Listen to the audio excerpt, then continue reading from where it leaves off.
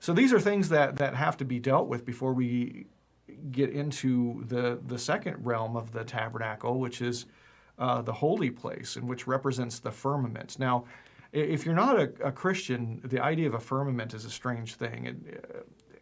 How would you explain a firmament to somebody who doesn't know anything about it? The firmament is the place where the priests operate, right? So those are the people who, or the people who work in the firmament represent man to God, and they represent God to man. Yeah, and really that's what mankind is made to be. He's made to be somebody who operates in this realm because man has the ability to understand, to know, and to embody spiritual things, and nothing else in existence does.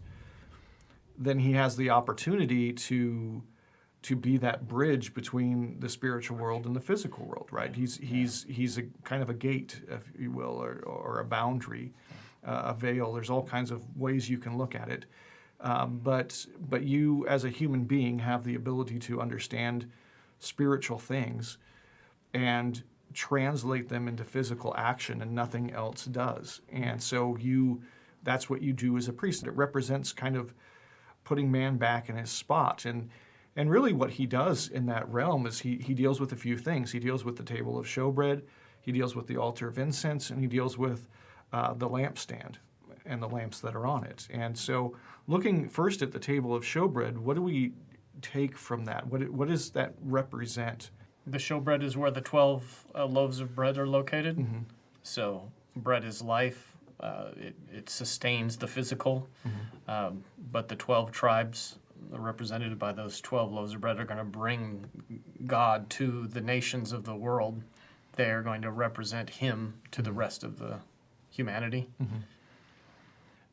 The other thing that's interesting about that is that the priests would eat the bread. And so there's an idea of incorporation that takes place there. So one of the things that's happening when the priest is working with the table of showbread is he's bringing the tribes into the presence of God, because what they do is they bake these loaves and then they bring them once a week into the holy place, and so they're bringing the tribes into the presence of God. And so what we do as people, as Christians, is we bring our brothers and sisters, we bring them into the presence of God.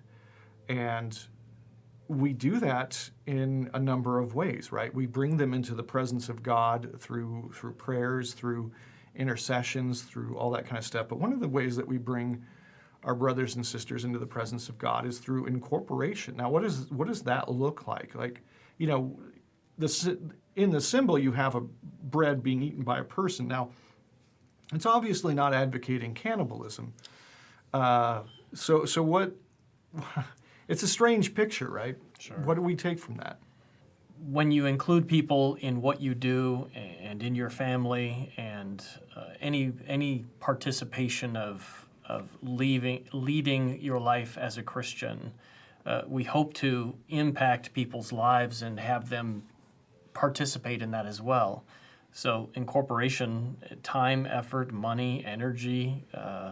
So anything I do with you guys, with anybody, be they believers or unbelievers, ultimately you hope that those things you do, and oftentimes they're great sacrifice of time, energy, effort, whatever, the idea is that in that sacrifice, whatever the sacrifice is, you're trying to draw people closer to who God is. When you go back to the commands that Jesus gives, and there's two great commands. Love God with all your heart, with all your soul, with all your mind, with all your strength. And then what's the second one? Love your neighbor as yourself. Love your neighbor, not just love your neighbor, but love your neighbor as yourself, right? It's not hard to understand this picture of incorporation. If you're supposed to love your neighbor as yourself, what are you doing but incorporating your neighbor into yourself, right? You're incorporating the love that you have for yourself, the regard or whatever that you have, the way that you take care of yourself, the way that you sacrifice yourself, you're bringing him into that, right?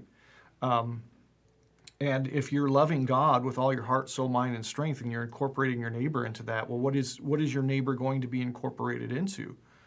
He's going to be incorporated into the love of God, right? I mean, how could it be any other way? I mean, the thing is, we talk as Christians, we talk about how God loves the world. Well, how does that manifest itself? How does that actually function, right? Because God is going to make you become a Christian, and God's going to make your garden grow more. You know what I'm saying? You have a few extra days of sunshine at your house. That that's not really how it works, right? The way that it works is that God shows His love for people because that love is manifest in the believers, right? So the thing is that God loves people through the priests, through the believers, that's how He does it. How else do people come into to contact with the love of God other than through us? And if if we really take that seriously, then it changes the nature of what we're trying to do. Like my job is not to argue people into the faith. My job is not to, and I'm not saying you shouldn't have an argument because the Bible clearly tells us to be ready to give an answer, right? But being ready to give an answer is a different thing than going out and trying to argue the world into the church. The point is that we're supposed to love people into experiencing God's love, and we connect people to God through us, right? So that's why you have the world outside of the holy place, and you have God in the Holy of Holies, and we minister in the realm in between because what we're doing is we're connecting those two things, and we do that through love. And so then we have, on the other side of the table of showbread, we have this lampstand. And what do we make from that? So the lampstand, the fuel for burning was oil, and the oil in that lampstand was the symbolic of the Spirit, symbolic of inside of us. And so I guess in putting the showbread on the table, the symbol is bringing it before the light of God, if you will. Right. And the idea is that there's two ways that you can look at this, and one of them is that God sees the things that are in front of the lamp because they're brought into His presence, and the other thing is that the things that are brought in front of the lamp see God. That's kind of the way that it works, right? So God sees the things that are brought in front of us as believers. And I think one of the things that we have to understand is that we bring people into God's presence, and it's not that I don't think it's always necessarily that God wouldn't have acted without us praying. There might be some things sometimes where our prayers influence the nature, the outcome of what God's doing, but I think there's a lot of times where it probably doesn't. But what it does influence is it does influence the nature of our connection of the outcome of events with the hand of God. It reminds us of why things are occurring the way that they're occurring, of what God is doing in the world, of the fact that when things actually happen in the world, it's because God had a hand in it. You can look at the events of the world as being completely random. You can look at the election that happens, or the fact that we lose a war, we win a war, whatever. You can look at those things as, those are completely random, or you can say, no, they're connected to God and God's work in the world, and it becomes important which one you think. And one of the things I think that happens is God sees things when we see things, when things are in our presence, because God resides in us. And so, as an example, if let's say somebody's sick or somebody's hurting or whatever, when you know that they're sick or hurting, is there a sense in which God now knows that they're sick or hurting? Sure.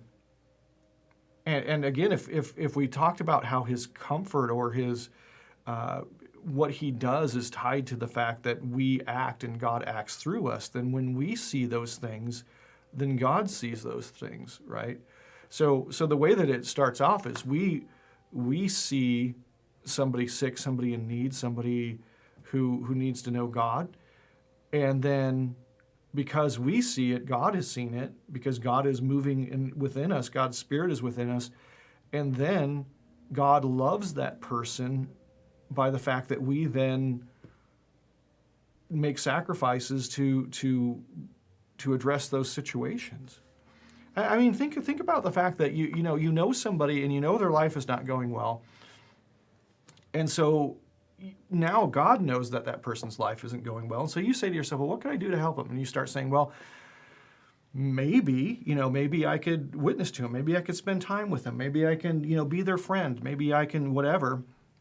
And then you start doing that, and you start showing them the love of God, and then they come to know Christ, and their life their life is transformed, and they're saved through that. Well, isn't that everything that we're talking about? That God saw it because you saw it, in a sense. And I'm not saying that He didn't know about it before or anything like that, but I'm saying that if you're an instrument that He works through, then your knowledge of it and His knowledge of it are linked.